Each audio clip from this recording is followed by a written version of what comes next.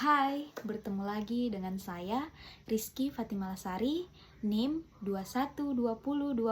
2120203886108036 di channel YouTube Sahabat Smart. Baik, Assalamualaikum warahmatullahi wabarakatuh.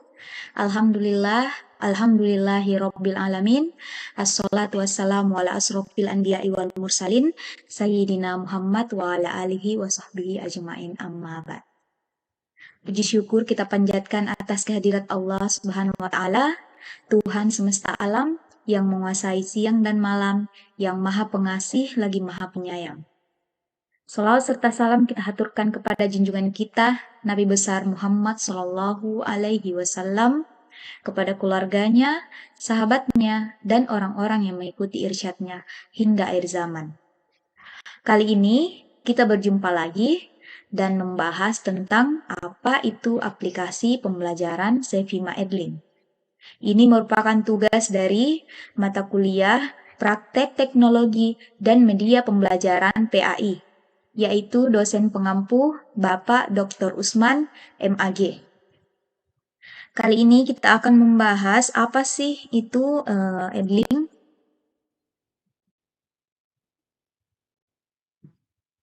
Yang pertama, yang harus kita ketahui bahwa Edling itu merupakan sebuah website yang digunakan untuk manajemen Edling.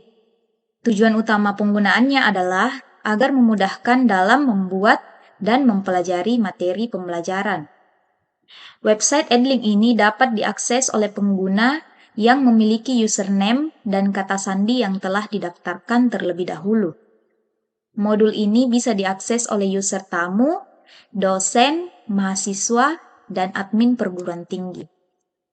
Adapun pertama-tama kita daftar ke websitenya terlebih dahulu. Yang muncul seperti ini ya, yang langkah-langkah pertamanya yaitu pertama kita mengakses melalui alamat www.edling.id. Seperti ini tampilan pertamanya. Yang kedua, untuk melakukan daftar, isi data pada alamat email, nama lengkap, kata sandi, dan ketik ulang kata sandi. Next, selanjutnya seperti ini tampilannya. Yang ketiga, jika proses daftar berhasil, maka pengguna akan diarahkan untuk mengisi kode informasi atau konfirmasi yang sudah dikirimkan di email tersebut. Nah, seperti ini verifikasi akun yang muncul, maka jika sudah berhasil memasukkan kode konfirmasi, pengguna akan diarahkan langsung ke halaman login. Selanjutnya, login ke website. Seperti langkah yang tadi ya, yaitu memasukkan email dan kata sandi yang telah diatur sebelumnya. Untuk melakukan login, isikan data pada kolom alamat email dan kata sandi. Setelah itu, pilih tombol masuk. Jika proses login berhasil, maka sistem akan mengarahkan ke halaman. Yang pertama yaitu pendaftaran akun berhasil, seperti ini yang muncul, tercentang. Next, halaman pencarian perguruan tinggi.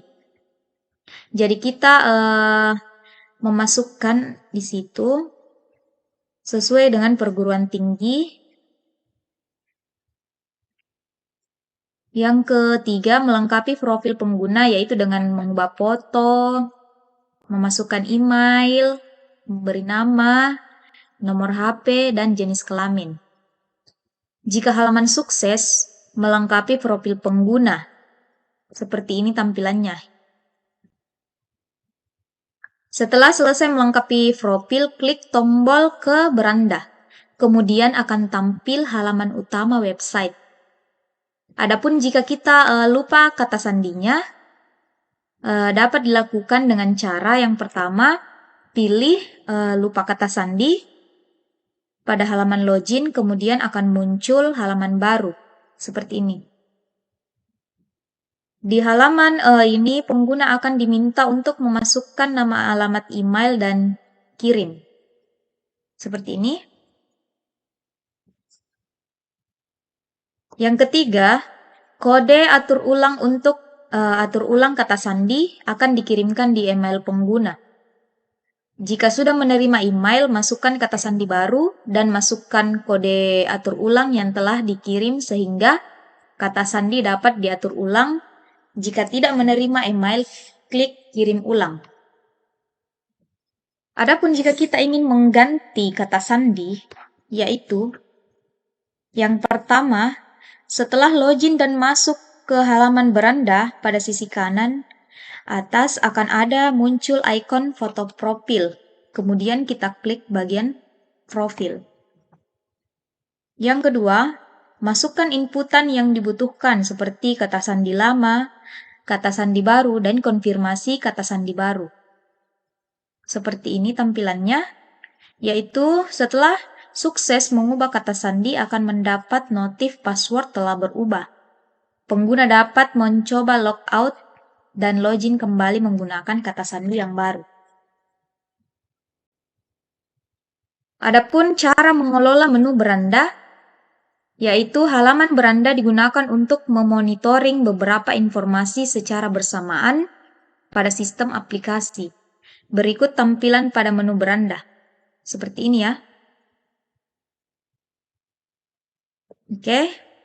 Pada halaman beranda terdiri dari 3 kolom utama, yaitu kolom sebelah kiri, kolom tengah, dan kolom sebelah kanan. Pada kolom sebelah kiri diikuti oleh dosen dan mahasiswa, atau diikuti oleh pengguna, berisi 2 informasi yaitu list kelas yang diikuti oleh dosen dan mahasiswa dan grup diskusi yang berisi list grup yang diikuti oleh pengguna. Seperti ini tampilannya yang sebelah kiri. Adapun yang bagian tengah berisi timeline yang menampilkan update aktivitas grup yang sedang diikuti oleh pengguna, baik itu dosen, mahasiswa maupun user tamu atau admin itu sendiri. Pada kolom yang sebelah kanan berisi jadwal minggu ini yang menampilkan jadwal perkuliahan selama 1 pekan. Yang keempat, mengelola menu kelas. Menu kelas digunakan oleh mahasiswa dan dosen untuk mengelola grup kelas seperti sinkronisasi kelas dengan aplikasi Siakat. Melalui aktivitas pembelajaran, mengelola grup diskusi dan melihat anggota, berikut kami memberikan penjelasan untuk masing-masing menu. Seperti ini ya. Dalam melakukan sinkron kelas, fitur ini hanya bisa dilakukan oleh dosen. Sebelum melakukan sinkronisasi, dosen harus memastikan di Siakat sudah melakukan beberapa hal berikut. Yang pertama, dosen tersebut sudah dibuat kelas perkuliahannya.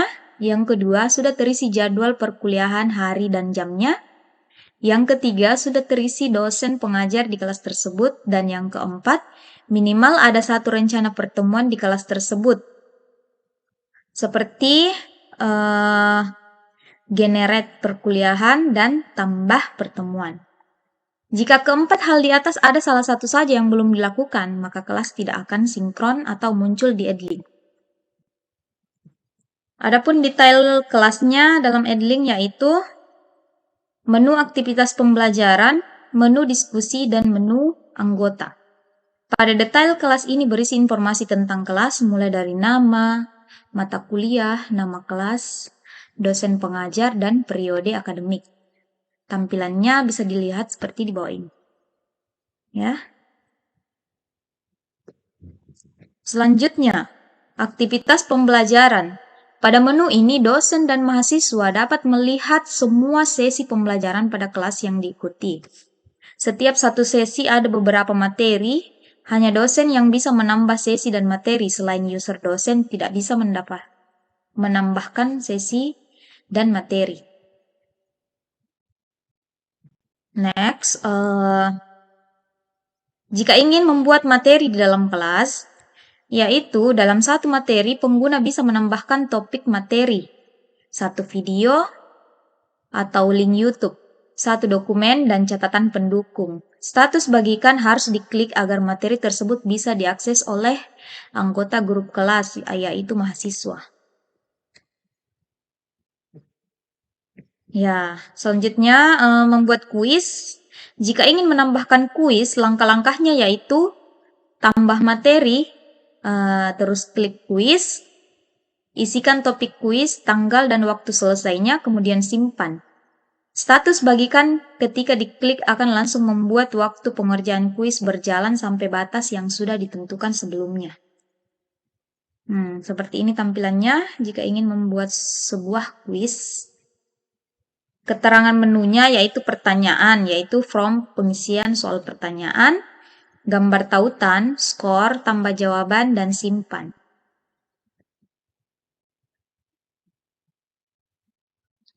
Terus selanjutnya yaitu diskusi kelas. Pada bagian ini, dosen dan mahasiswa bisa melakukan diskusi, mahasiswa mengerjakan kuis, dosen melihat hasil kuis, dan saling sharing informasi. Langkah-langkah membuat postingan. Yang pertama, klik pada bagian apa yang ingin Anda bagikan. Yang kedua, masukkan topik, deskripsi topik, tambah lampiran.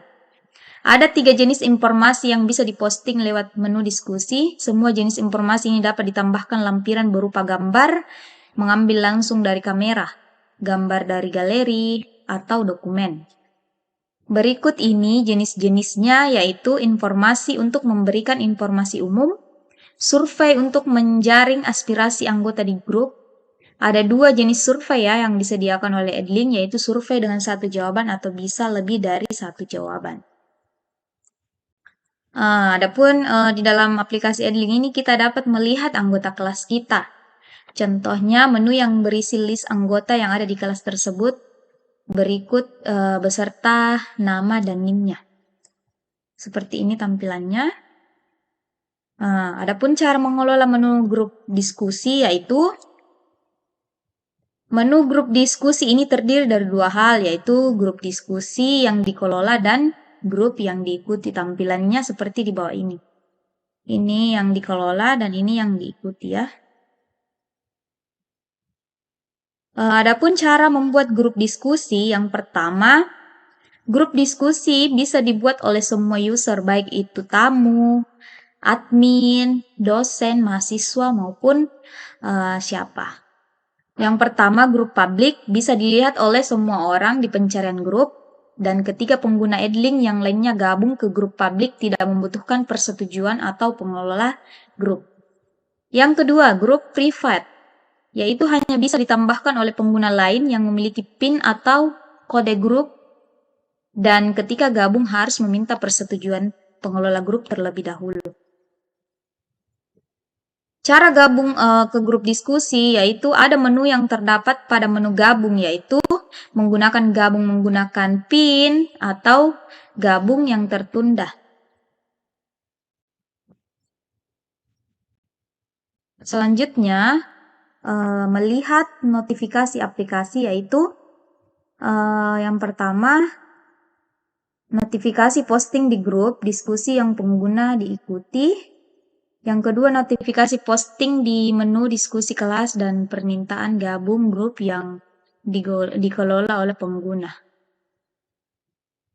Seperti ini ya, ada media library, nama perguruan tinggi, dan yang terakhir keluar di aplikasi, yaitu dengan mengklik menu keluar dari aplikasi Edlink tersebut. Baik, saya akan memberikan contoh. Beginilah tampilan Edlink di akun saya. Yaitu tampilan pertamanya ketika masuk ada beranda, ruang kelas. Ruang kelasnya terdiri dari kelas akademik dan kelas umum. Ada obrolan dan ada jelajah. Dan berikut ini adalah lonceng, yaitu pemberitahuan tentang notifikasi yang masuk. Saya memberikan contoh, di sini saya telah menempuh kelas akademik di mata kuliah saya, yaitu ada 4 mata kuliah yang di dalam semester 3 ini, yaitu yang pertama, Praktek Teknologi dan Media Pembelajaran PAI, yaitu dosen pengampu saya Bapak Dr. Usman, dan selanjutnya ada yang 3 ini ya. Oke, saya memberikan contoh singkat tentang jika kita di sini sebagai guru atau dosen. Yaitu saya membuat nama kelas yaitu Pendidikan Agama Islam dan Budi Pekerti. Di dalam ini saya membuat kelas. Ya, saya contohkan. Ketika kita ingin membuat kelas atau pertemuan, kita klik terlebih dahulu materi. Sesi keberapa? Terus apa isi topiknya? Contohnya topik atau sesi yaitu pertemuan pertama. Nah, bisa diatur materinya. Judul materinya apa? Contohnya beriman kepada Rasul Allah. Contoh ya. Masukkan berkas jika ingin memasukkan berkas. Contohnya ini. Jika kita ingin memasukkan berkas. Lalu langkah berikutnya. Dan bagikan sekarang jika ingin membagikan sekarang. Ataupun bagikan nanti jika nanti. Ya. Muncul seperti ini.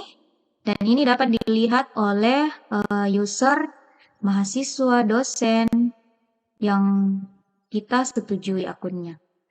Mahasiswa tersebut dapat mengunduh materinya secara langsung. Seperti ini ya, muncul tampilannya. Kita dapat memberikan tugas, membuat sesi pembelajaran, tugas, kuis, dan semacamnya. Oke, inilah penjelasan singkat dari saya. Mohon maaf jika ada kesalahan. Baik. Minallahil musta'an walahi tiklan. Wassalamualaikum warahmatullahi wabarakatuh.